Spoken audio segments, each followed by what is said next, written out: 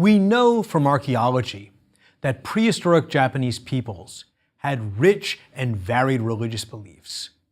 Those local beliefs and practices, notions of purity and contamination, of sacred places and dangerous places, those beliefs were expressed in stories of gods and heroes. And today, I'd like to introduce you to some of those stories. Collectively, Japan's myths are called Shinto, a word meaning way of the gods. Shinto is described as the indigenous religion of Japan, and it focuses on the veneration of human ancestors, divine beings, and natural spirits, with no clear separation of those three categories. The Japanese emperor, for example, is understood as a descendant of the sun goddess, who is both a human-like deity and a natural force. Now, you may have encountered in a history textbook or even a guidebook to Japan a nice, clean distinction between Shintoism, Japan's native religious tradition, and Buddhism, a religious tradition that originated in North India. And that's a handy schematic, but it's misleading. For most of Japanese history, those two traditions were thoroughly intermingled. And before diving into the details of the Japanese case, let me give you an analogy in Western religious practice. The conventional celebration of Christian holidays in the US is full of pagan symbols. The Christmas tree, for example, comes from Celtic solstice celebrations. Easter eggs reflect an ancient pagan association of eggs and spring. And I can say with textual certainty that none of the four Gospels mention fir trees at Christ's birth or chocolate eggs or bunnies at his resurrection. But the fact that modern Christianity has adopted some pagan symbols, while absolutely true, is not very useful in understanding how ordinary people experience religion. Because if we make a clear distinction between the four Gospels and pagan tradition, we come to the remarkable but wrong conclusion that most American Christians are actually not Christians at all. They are dangerous Celtic pagan heretics. Now, the same thing happens in Japan, except it's even more extreme. Japanese historical texts are full of references to the gods and Buddhas.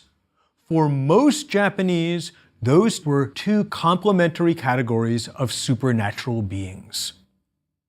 So when we're thinking about Japanese religion, I'd like you to keep in mind that Christmas tree metaphor, because sometimes there's a technical distinction between Buddhist thought and Shinto thought, but it was invisible or irrelevant or even absurd to actual believers or practitioners.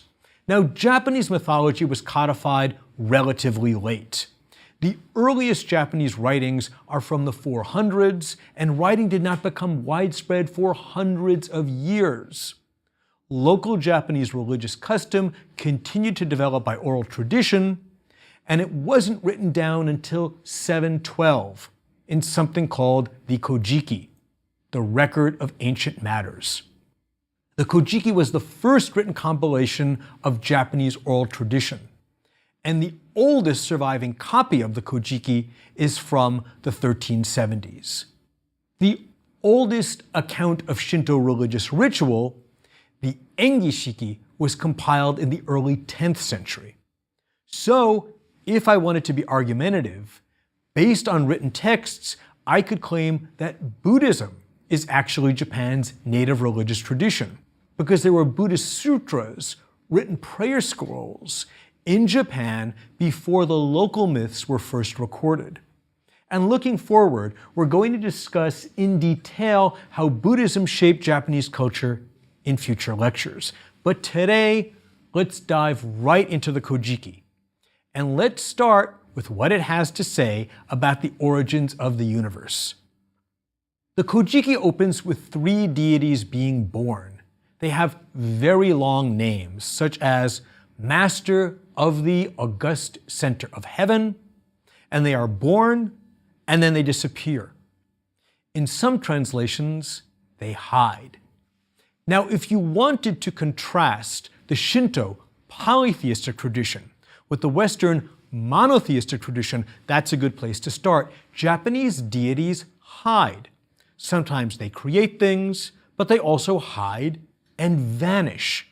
And actually, these first Japanese gods don't do much of anything except be born and then hide for 7 generations until the birth of the creator deities, the male deity Izanagi and the female deity Izanami. Izanagi and Izanami are ordered by the assembled Japanese gods to create the Japanese islands. So they do. And to populate the islands with gods, Izanami, the woman, says to Izanagi, the man, "Tell me about your body." And he says, "My body has a spot that is formed to excess. How would it be if I put that in your body, in the spot that seems insufficiently formed?" And she answers, "Great."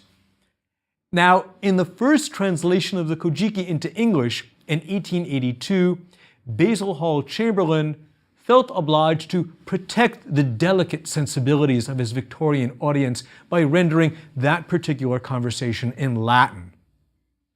So having agreed to copulate, the couple do a courtship dance. They walk around in a circle, and Izanami says, "What a handsome man." And Izanagi responds, "What a beautiful lass." And they have sex, but their offspring is deformed. It's described as like a leech.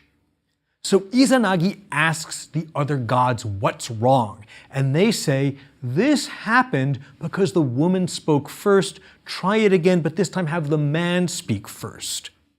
Now, not to overanalyze this, but remember that according to the Weiji, Japan had a shamanistic matriarchy in the late 3rd century CE. The Kojiki was compiled centuries later, after Japan had settled on a more patriarchal Confucian model of kingship. So passages like that seem to be a justification for the shift from female authority to male authority. Anyway, Izanagi and Izanami try again, and this time Izanagi speaks first, and everything is great. The two have conjugal relations, they create lots of gods, a mountain god, a river god, a god of the plains. But when Izanami gives birth to the fire god, she is burned in the process, she falls ill, and she dies. Now Izanagi is so upset that he kills the fire god, he hacks him apart with a sword. And then, in his grief, Izanagi goes down to Yomi, the land of the dead. Chamberlain simply translated Yomi as Hades. Izanagi hopes to get his wife back, and when he finds her in the darkness of Yomi, she says to him, "Thank you for coming, but you're too late. I've eaten food in Yomi, so I can't go back with you. But I'll talk to the gods of Yomi to see if maybe I can get some kind of exemption." The text is cryptic here. Apparently there was a rule about eating in hell. Maybe once you ate in hell, you couldn't go back. Although apparently that rule could be changed if the Hell God Council agreed. And while Izanagi, the husband, is waiting for the gods of hell to finish their meeting, he lights his hair comb, his hair ornament, to see in the darkness. And he looks at Izanami and he sees that she is covered in maggots and that her body is full of thunder. What does it mean to be full of thunder? I guess you had to have been there. That's another cryptic part of this text. Anyway, Izanagi is horrified and Izanami is furious. She sends thunder gods to get Izanagi, her own husband, because he has disgraced her by looking at her. Izanagi escapes, and he seals the entrance to Yomi, to the underworld, with a huge boulder. And she curses him, and she says, "I will take 1,000 people from your land down to Yomi every day." And he responds, "Well, I will have to build 1,500 birthing huts every day." So that, according to the Kojiki, is why people are born and people die, because of Izanami and Izanagi. And finally, Izanagi bathes to purify himself after hell. And more gods are created as he washes himself. The water droplets splashing off of him become gods, including the powerful god of the wind, Susanoo, and the sun goddess, Amaterasu. Now, this is certainly a remarkable story, but consider these details, the highly non-monotheistic aspects of the story. First, the Japanese gods really seem to like committees. When Izanagi isn't sure why Izanami had given birth to a leech child, the two ask a group of gods. And when Izanami wants to leave Yomi to go back with Izanagi, she asks the council from hell. The Japanese really like rule by consensus.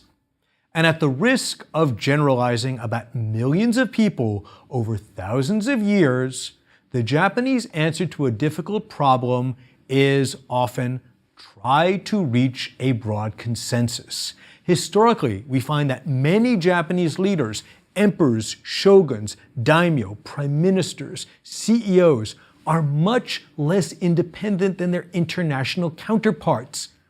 And that's because in Japan, they are expected to reflect the will of a broader ruling group. And this emphasis on consensus is found in the oldest sacred Japanese texts. Another striking thing about the Kojiki is that gods die and they go to the underworld.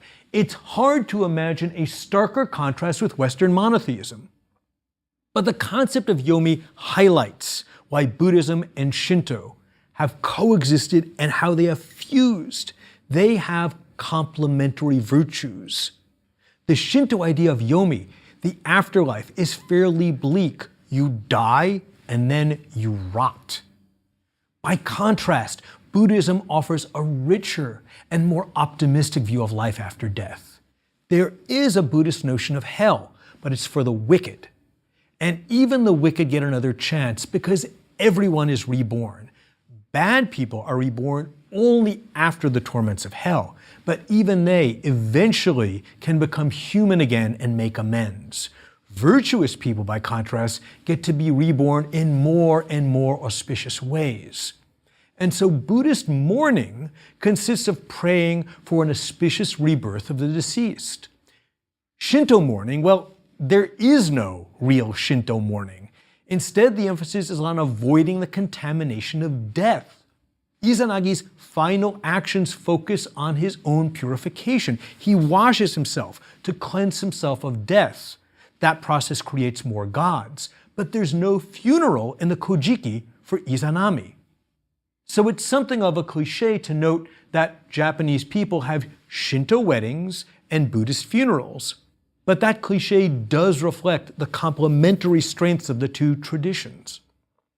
Okay, let's move from the myth of the creator gods, Izanagi and Izanami, to another famous legend, found in the Kojiki, the story of the rock cave of heaven.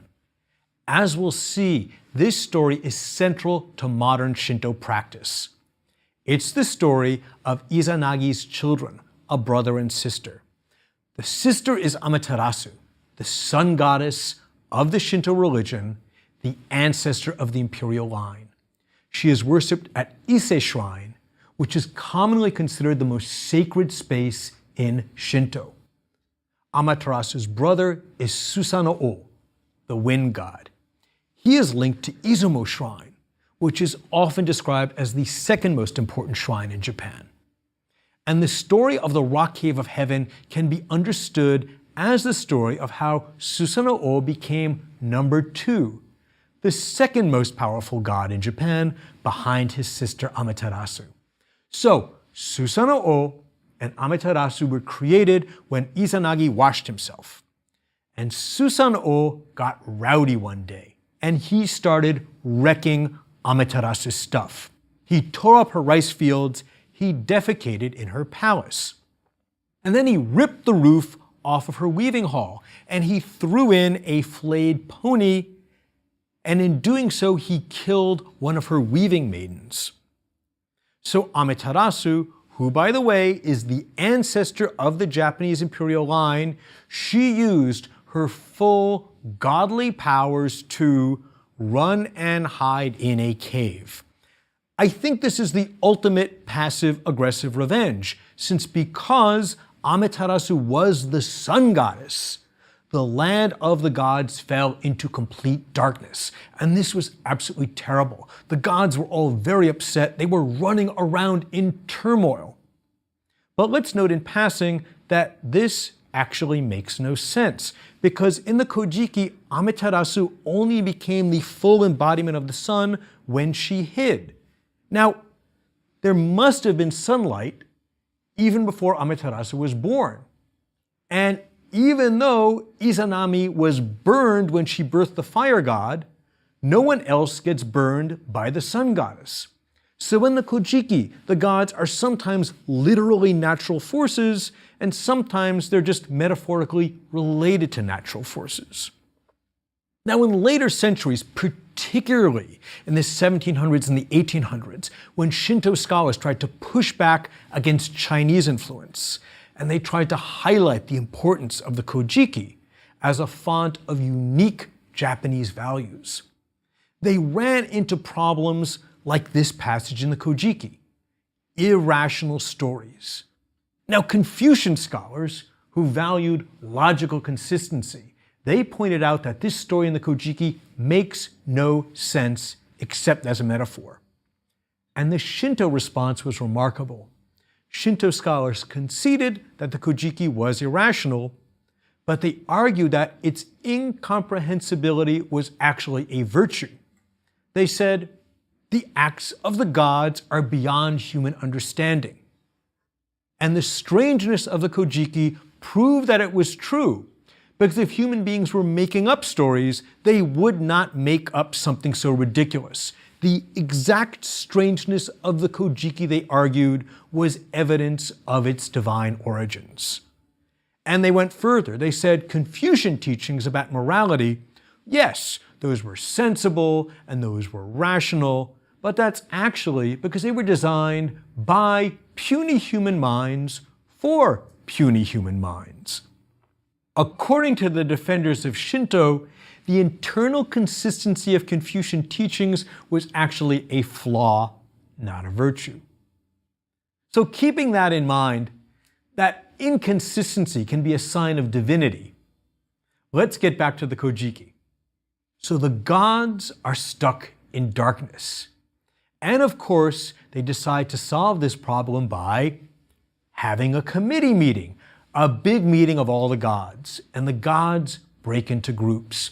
One group mines ore, and another smelts it to make a mirror. Another group uproots a tree, and they hang the mirror from the tree. And they decorate the tree with special cloth and with special jewels, kama-shaped jewels called magatama. The descriptions in the Kojiki are extremely elaborate.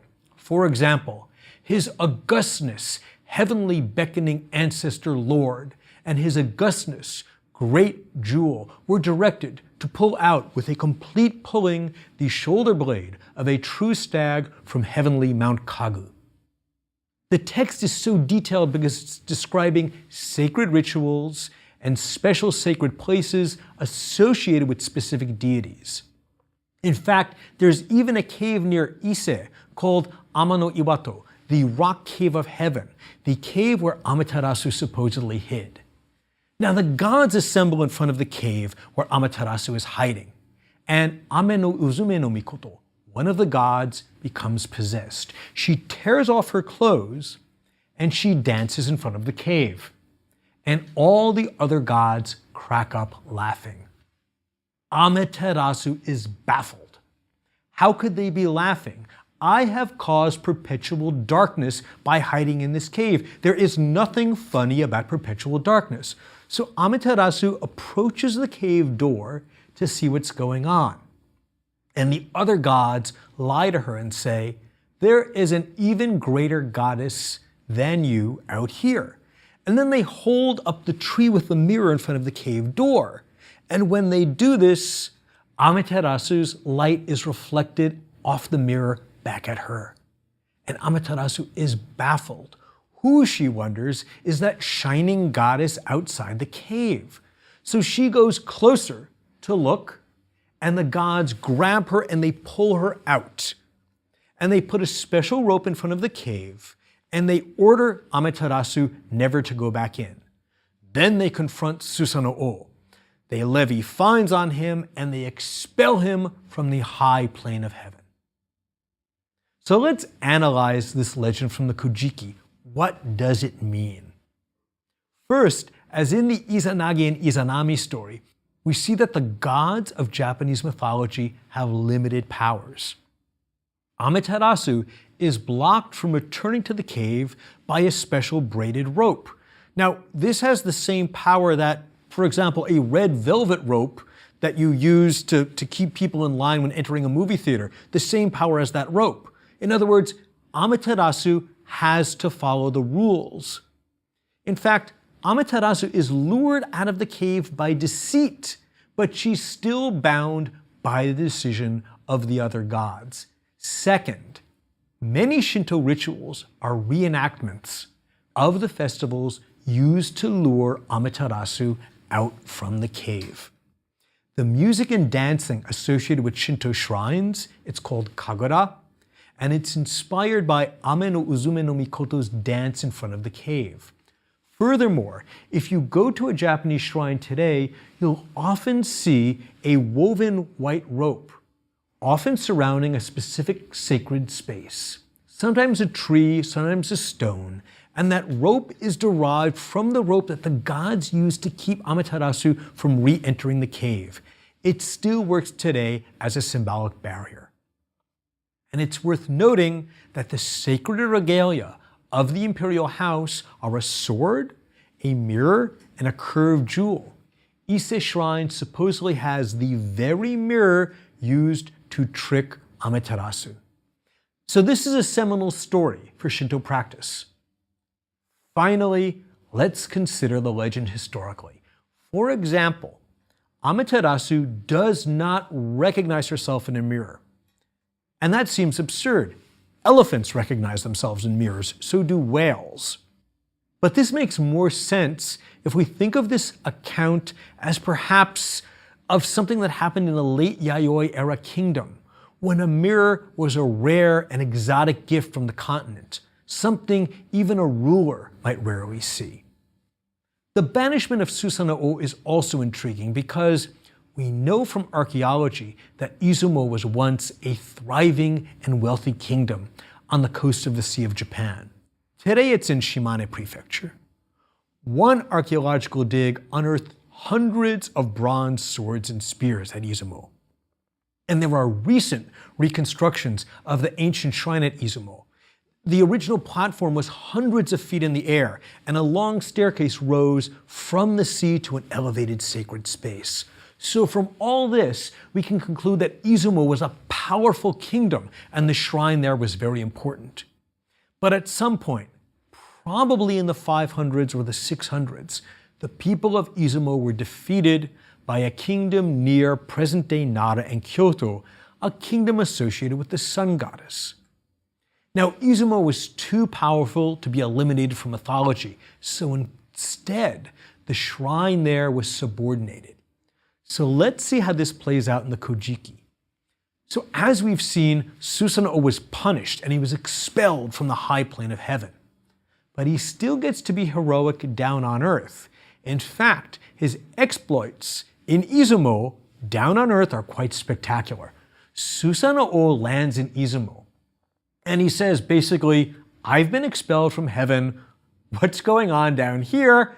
And he is told by the locals that there was a monstrous serpent, 8 valleys long, with 8 heads and 8 tails, and this monster is eating all of the maidens in the land. So Susanoo tells the local people to brew some liquor and to refine it 8 times, and then pour it into 8 vats. And when the serpent drinks the liquor, it gets drunk, and then Susanoo kills the serpent. And while he's hacking it apart, he breaks his sword on the tail, and he finds in the serpent's tail another sword. And this is, of course, a magic sword. But then Susanoo reports his exploits to Amaterasu, and he offers her the sword. That's a clear sign of his subordination to the sun goddess. Susanoo's conquests on earth become her conquests. In short, Susanoo defers to the sun goddess and thus confirms her legitimacy. Now we can read this legend as a political metaphor. So a coalition of clans centered on the sun goddess and based in the area that's now the Kyoto Nara area. They defeated the rulers of Izumo, the kingdom of the wind god. But as part of a peace deal, the Izumo clans retained some local control, and therefore, in Japanese mythology, Susanoo is still a hero, even after he's expelled from heaven, because in the end he's deferential to Amaterasu. This is, in legendary format, a description of a political compromise between two rival kingdoms. The rulers of Izumo can still be dragon slayers in their own mythology so long as they recognize the sun goddess as their superior. So, underneath all these supernatural exploits, the stories of the Kojiki can actually be read as political legends. These are the stories of rival clans with rival gods coming together into a single kingdom with a single mythology. Now, part of the inspiration for compiling the Kojiki in the 700s was to use these stories to support Japanese kingship. Ancient Japan's emperors claimed descent from these gods as part of their mandate to rule.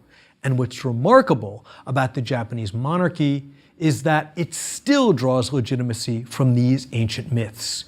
The reigning emperor in Japan still enjoys a special connection to Amaterasu, the sun goddess. And when these ancient myths are fused with modern political practice and modern political sensibilities, the results are quite often very strange. For example, in 1990, when Emperor Akihito formally ascended the throne, the foreign press did not quite know what to make of his Dajosai, a ceremony in which the new emperor communes with the spirit of Amaterasu. There's a ritual bath, special foods, including sacred rice, but the most intimate rituals are closed to the public. And some Japanese scholars have observed that because there is bedding in the inner sanctum, the new emperor's connection with Amaterasu involves some sort of symbolic sexual union. The Imperial Household Agency insisted that while Amaterasu does indeed rest on the bed, the new emperor does not touch the bed. Nonetheless, even though foreign reporters tried to be respectful, the emperor's connection to the ancient gods just seemed a little bit weird and kinky. Of course, 45 years earlier, in 1945, the same imperial connection to the ancient gods had seemed very different. Then Emperor Hirohito's connection to the ancient gods was seen as militaristic, fascistic, and dangerous. The US occupation insisted that Hirohito renounce his divinity, and he dutifully read a proclamation declaring that he was not a living god. Now, I think this range of Western interpretations, going from a little bit weird to downright fascistic, are symptoms of trying to connect ancient rituals to modern politics. And we'd probably have the same problems in Europe if, for example, the King of Sweden claimed to have Thor's hammer or some other direct link to the Norse gods. Or if the King of England, upon taking the throne, had a ritual meeting with the spirit of King Arthur, complete with a symbolic handover of the sacred sword Excalibur. So what's distinctive about the Japanese case is not that Japanese mythology is uniquely strange. It's that in Japan, the remote and distant past is not that remote and distant. Instead, particularly in the case of institutions like the Imperial House, we find that ancient rituals are still a part of contemporary life.